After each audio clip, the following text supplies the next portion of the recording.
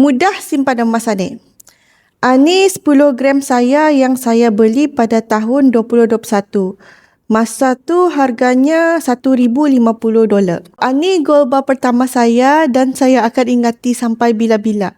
Ianya sudah ada sentimental value untuk saya. Cuba teka hari ini berapa harga untuk 10 gram.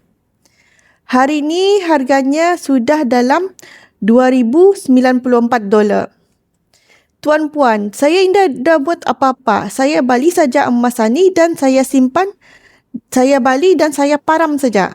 Jadi tuan-puan, kalau mahu menabung untuk umrah, naik haji ataupun beli rumah untuk yang mempunyai kos-kos tinggi, senang saja. Kita ni simpan dan tukarkan duit itu kepada emas.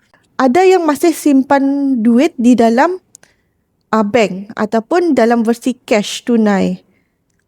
Adakah tuan-puan jua mengira akan inflasi, iaitu kekurangan nilai duit dari tahun ke tahun? Sebaiknya kita ni mula jua simpan emas. Ada cash, ada emas.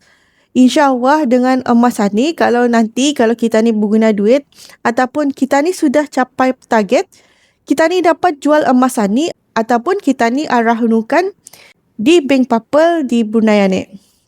Ada emas, ada duit. Ada duit, indah semestinya ada emas. Maritah kita ni orang Brunei simpan emas. Hubungi saya di 7127-582. Saya akan bantu tuan-puan cara-caranya dan guide tuan sebaik mungkin. Terima kasih.